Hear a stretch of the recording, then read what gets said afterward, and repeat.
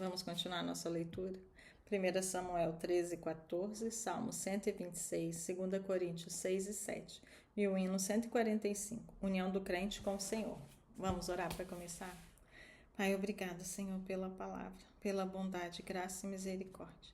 Obrigada, Senhor, pela redenção. Obrigada pelo Espírito Santo. Eu oro e agradeço em nome de Jesus. União do crente com o seu Senhor. A minha alma te ama, ó Senhor, e desfalece sedenta de amor. Meu consolo na aflição e luz perfeita na escuridão, meu verdadeiro pão. A minha alma ama-te, Senhor, de ti só recebe vida e amor. A minha alma te ama, ó Senhor, almeja sempre andar do teu temor. Tu vives já no meu coração e guias-me pela tua mão, és minha salvação. A minha alma ama-te, Senhor, de ti só recebe vida e amor. A minha alma te ama, ó Senhor, a tua face procura com fervor. Desejo ter a celeste paz, o gozo santo que satisfaz, e salvação verás. A minha alma te ama, Senhor, de ti só recebe vida e amor. A minha alma te ama, ó Senhor, por mim sofreste incomparável dor. Teu nome quero aqui louvar, os teus preceitos e leis honrar, e sempre em ti pensar. A minha alma ama-te, Senhor, de ti só recebe vida e amor. Louvado teu nome, Senhor. 1 Samuel 13, 14. Saul tinha 30 anos quando se tornou rei e reinou por 42 anos. Saul escolheu 3.000 soldados do exército de Israel e mandou o restante dos homens para casa. Levou consigo 2.000 desses homens a Miquimás e a região montanhosa de Betel. Os outros 1.000 foram com Jonatas, filho de Saul, para Gibeá, da terra de Benjamim. Logo depois disso, Jonatas atacou e derrotou o destacamento dos filisteus em Geba. A notícia se espalhou entre os filisteus, então Saul tocou a trombeta por toda a terra, anunciando: ouçam bem, hebreus. E todo Israel ouviu que Saul tinha destruído o destacamento dos filisteus e que agora eles odiavam os israelitas mais que nunca. Então os soldados israelitas foram convocados para se unir a Saul em Gilgal. Os filisteus reuniram com um exército de 3.000 carros de guerra, 6.000 cavaleiros e tantos guerreiros como os grãos de areia da praia. Acamparam em Miquimás, a leste de Bet-Aven. Os homens de Israel se viram em apuros e, como estavam sendo fortemente pressionados pelo inimigo, tentaram se esconder em cavernas, em matagais, entre rochas, em buracos e em cisternas. Alguns dos hebreus atravessaram o rio Jordão e fugiram para a terra de Gade e de Gileade. Enquanto isso, Saul permaneceu em Gilgal e os homens que estavam com ele tremiam de medo. Saul esperou ali por Samuel durante 7 dias, conforme Samuel o havia instruído, mas ele não chegou. Vendo que os soldados debandavam rapidamente, Saul ordenou: tragam-me o holocausto e as ofertas de paz, e ele próprio ofereceu o holocausto. No exato instante em que Saul terminava de oferecer o holocausto, Samuel chegou. Saul foi ao seu encontro para cumprimentá-lo, mas Samuel disse: o que você fez? Saul respondeu: vi que meus homens estavam debandando e que o Senhor não chegou no prazo que havia prometido. Além disso, os filisteus estavam em Miquimás, prontos para a batalha. Assim pensei: os filisteus estão prontos para lutar contra nós em Gilgal, e eu não pedi ajuda ao Senhor. Por isso me senti na obrigação de oferecer o holocausto. Você agiu como um tolo, exclamou Samuel. Não guardou o mandamento que o Senhor seu Deus lhe deu. Se tivesse obedecido, o Senhor teria estabelecido para sempre seu reinado sobre Israel. Agora, porém, seu reinado não permanecerá, pois o Senhor escolheu um homem segundo o coração dele. O Senhor já designou esse homem para ser líder de seu povo, pois você não obedeceu ao mandamento do Senhor. Então Samuel partiu de Gilgal e subiu para Gibeá, da terra de Benjamim. Quando Saul contou os soldados que ainda estavam com ele, viu que havia cerca de 600 homens. Saul, Jonatas e os soldados que estavam com eles ficaram em Geba, da terra de Benjamim. Os filisteus acamparam em Miquimás. 3 grupos de ataque deixaram o acampamento filisteus.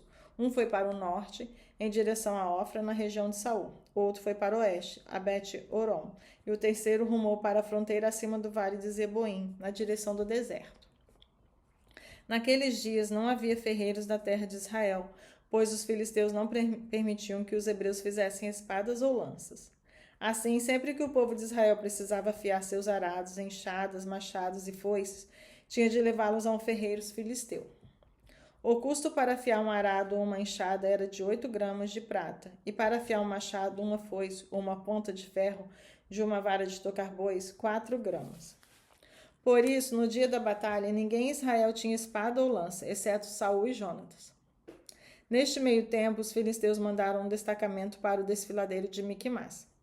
Certo dia, Jonatas, filho de Saul, disse a seu escudeiro: Venha, vamos ao lugar onde fica o destacamento dos filisteus. Mas Jonatas não contou a seu pai o que pretendia fazer. Enquanto isso, Saul estava acampado nos arredores de Gibeá, em volta da árvore de romãs, em Migron, junto com a cerca de 600 homens. Entre eles estava Aias, o sacerdote que levava o colete sacerdotal. Aias era filho de Aitube, irmão de Icabote, filho de Finéias, filho de Eli, que tinha servido como sacerdote do Senhor em Siló. Ninguém percebeu que Jonatas havia saído do acampamento. Para chegar ao destacamento dos filisteus, teve de passar por entre 2 penhascos. Um se chamava Bozes e o outro Sené. Um ficava ao norte, de frente para Miquimás, e o outro ao sul, de frente para Geba. Jonatas disse a seu escudeiro: Vamos atravessar até o destacamento daqueles incircuncisos. Quem sabe o Senhor nos ajudará, pois nada pode deter o Senhor. Ele pode vencer com muitos guerreiros e também com apenas uns poucos. Faça o que lhe parecer melhor, respondeu o escudeiro. Eu seguirei para onde o Senhor for. Pois bem, disse Jonatas, vamos atravessar e deixar que nos vejam. Se disserem, fiquem onde estão, ou mataremos vocês. Ficaremos parados e não iremos até eles. Mas, se disserem, subam até aqui e lutem, então subiremos. Será sinal de que o Senhor os entregará em nossas mãos. Quando os filisteus os viram chegar, gritaram: Vejam, os hebreus estão saindo dos buracos onde estavam escondidos. Então os homens do destacamento gritaram para Jonatas e seu escudeiro: Subam até aqui e nós lhes daremos uma lição. Venha, suba logo atrás de mim, disse Jonatas a seu escudeiro. O Senhor entregou os filisteus nas mãos do Israel. Então subiram usando os pés e as mãos. Jonatas derrubava os filisteus e atrás deles seu escudeiro os matava. Mataram no total cerca de 20 homens, numa pequena porção de terra. De repente, o pânico tomou conta do exército filisteu, tanto no acampamento como no campo, e também nos destacamentos e nos grupos de ataque. Naquele instante, houve um terremoto e todos se encheram de terror. As sentinelas de Saul em Gibeá de Benjamim viram que o imenso exército dos filisteus começou a debandar em todas as direções. Saul ordenou ao povo: façam a chamada e verifiquem quem está faltando. Quando fizeram a chamada, descobriram que Jonatas e seu escudeiro não estavam ali. Então Saul gritou para Aias: traga o colete sacerdotal, pois naquele tempo Aias usava o colete sacerdotal diante dos israelitas. Enquanto Saul falava com o sacerdote, o tumulto e a gritaria no acampamento dos filisteus aumentaram. Então Saul disse ao sacerdote: não precisa mais usar o colete. Então Saul e todos os soldados correram para a batalha e encontraram os filisteus matando uns aos outros. Havia grande confusão por toda parte. Até os hebreus que antes haviam deserdado para o lado dos filisteus se rebelaram e se uniram a Saul, a Jonatas e ao restante dos israelitas. Quando os homens de Israel que haviam se escondido na região montanhosa de Efraim ouviram que os filisteus fugiam, também os perseguiram. Assim o Senhor livrou Israel naquele dia, e a batalha continuou até além de Bet-Aven. Os homens de Israel estavam exaustos naquele dia, pois Saul lhes havia imposto este juramento: Maldito seja aquele que comer antes do anoitecer, antes de eu ter me vingado inteiramente de meus inimigos. Por isso ninguém comeu nada o dia todo. Embora tivessem encontrado favos de mel no chão do bosque, não se atreveram a provar mel, pois temiam o juramento exigido por Saul. Jonatas, porém, não sabendo do juramento de seu pai, enfiou a ponta de uma vara no favo e comeu o mel. Depois de comer, recuperou as forças. Vendo isso, um dos soldados lhe disse: seu pai obrigou o exército a fazer um juramento severo, pelo qual quem comer alguma coisa hoje será maldito. Por isso todos estão exaustos. Meu pai trouxe essa desgraça sobre o povo, exclamou Jonatas. Vejam como recuperei as forças depois de provar um pouco de mel.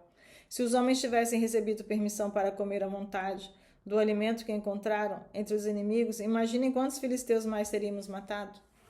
Os israelitas perseguiram e mataram filisteus o dia todo, desde Miquimás até Aijalon, e ficaram cada vez mais enfraquecidos.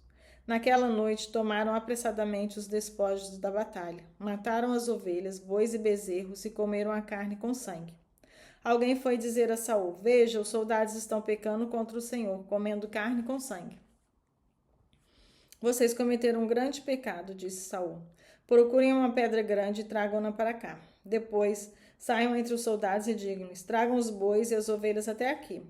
Abatam os animais e deixem o sangue escorrer antes de comer. Não pequem contra o Senhor comendo carne ainda com sangue. Naquela noite, portanto, todos os soldados levaram os animais e os abateram ali. Então Saul construiu um altar para o Senhor. Foi o primeiro altar que ele construiu para o Senhor. Depois Saul disse: Vamos perseguir os filisteus a noite toda, saqueá-los até o amanhecer e destruir até o último deles. Seus homens responderam: Faremos o que o rei achar melhor. O sacerdote, porém, disse: Primeiro vamos consultar Deus. Então Saul perguntou a Deus: Devemos ir atrás dos filisteus? Tu os entregarás nas mãos de Israel? Mas Deus não lhes respondeu naquele dia. Então Saul ordenou: Todos os comandantes dos exércitos apresentem-se a mim. Descubram como e por que aconteceu esse pecado. Tão certo como vive o Senhor, aquele que resgatou Israel, o culpado morrerá, mesmo que seja meu filho Jonatas. Contudo, ninguém lhe disse nada. Saul disse a todo Israel: Jonatas e eu ficaremos aqui, e todos vocês ficarão ali. E os homens responderam: Faça o que o rei achar melhor. Em seguida, Saul orou: Ó Senhor, Deus de Israel, mostra-nos quem é culpado e quem é inocente. Por sorteio, Jonatas e Saul foram escolhidos como sendo os culpados, e o povo foi declarado inocente.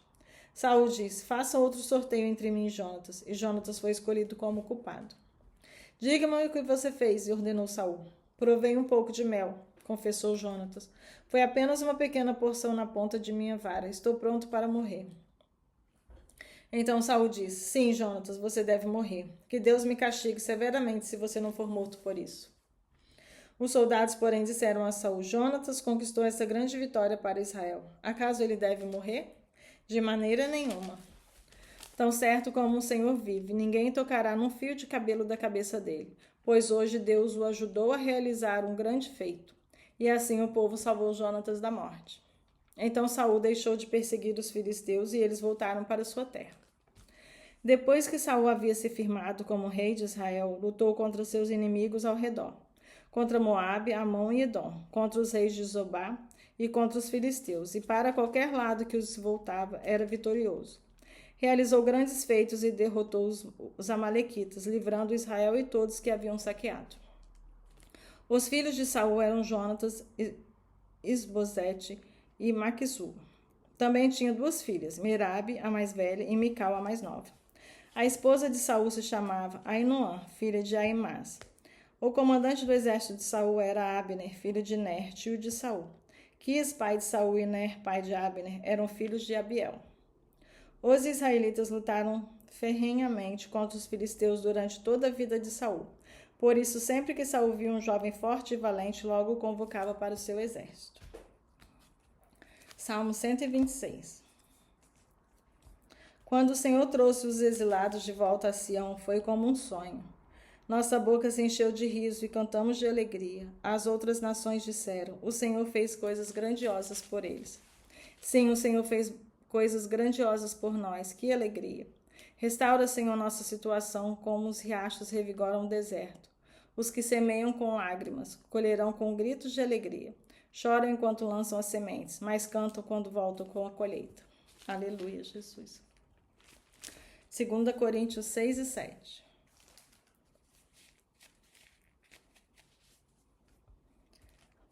Como cooperadores de Deus, suplicamos a vocês que não recebam em vão a graça de Deus. Pois Deus diz: No tempo certo eu os ouvi. No dia da salvação eu lhes dei socorro. De fato, agora é o tempo certo. Hoje é o dia da salvação.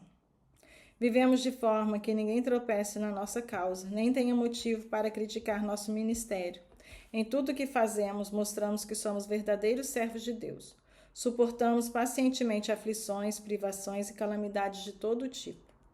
Fomos espancados e encarcerados, enfrentamos multidões furiosas, trabalhamos até a exaustão, suportamos noites sem dormir e passamos fome. Mostramos quem somos por nossa pureza, nosso entendimento, nossa paciência e nossa bondade, pelo Espírito Santo que vive em nós. e por nosso amor sincero. Proclamamos a verdade fielmente e o poder de Deus opera em nós. Usamos as armas da justiça com a mão direita para atacar e com a mão esquerda para defender. Servimos, quer as pessoas nos honrem, quer nos desprezem, quer nos difamem, quer nos elogiem. Somos chamados de impostores, apesar de sermos honestos. Somos tratados como desconhecidos, embora sejamos bem conhecidos. Vivemos à beira da morte, mas ainda estamos vivos. Fomos espancados, mas não mortos. Nosso coração se entristece, mas sempre temos alegria. Somos pobres, mas enriquecemos a muitos outros.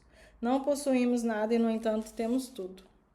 Queridos coríntios, falamos a vocês com toda honestidade e lhes abrimos o coração. Não falta amor da nossa parte, mas vocês nos negaram seu afeto. Peço que retribuam esse amor como se fossem meus próprios filhos. Abram o coração para nós. Não se ponham em julgo desigual com os descrentes. Como pode a justiça ser parceira da maldade? Como pode a luz conviver com as trevas? Que harmonia pode haver entre Cristo e o diabo? Como alguém que crê pode se ligar a quem não crê?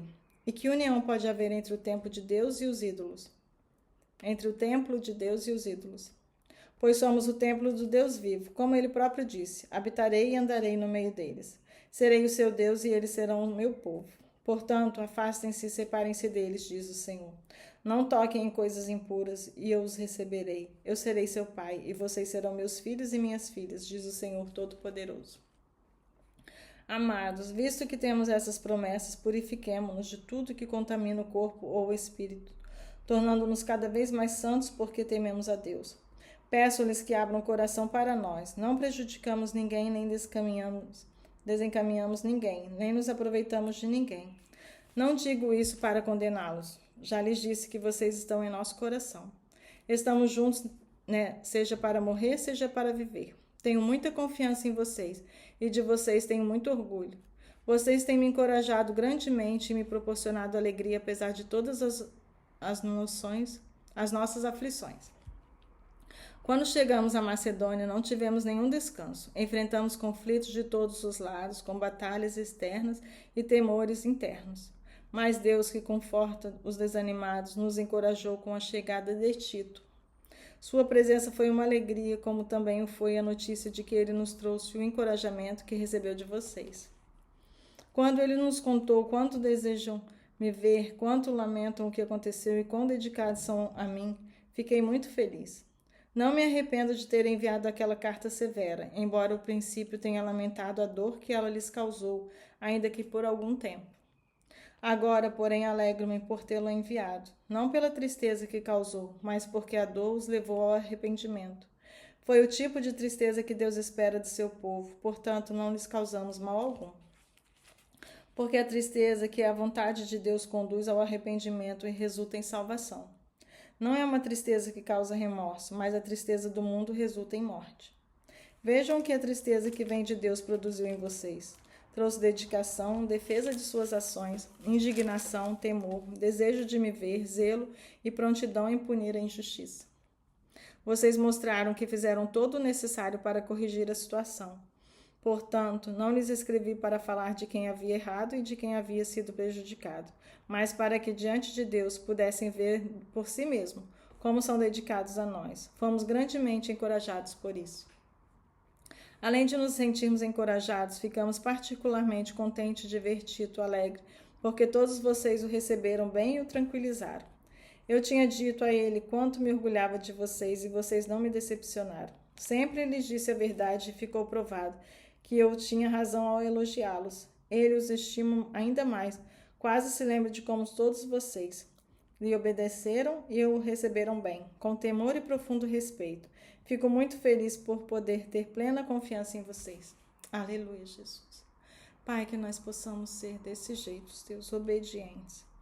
E zelar por aqueles que o Senhor nos envia, e zelar por aqueles, Pai, que o Senhor está nos ajudando, Deus. Que nós possamos orar uns pelos outros, sustentar uns aos outros, Pai, até a sua volta, Senhor. Que o Senhor possa constranger o nosso coração, nos mostrar por quem orar, por quem interceder, Pai. Eu oro e agradeço em nome de Jesus. Amém.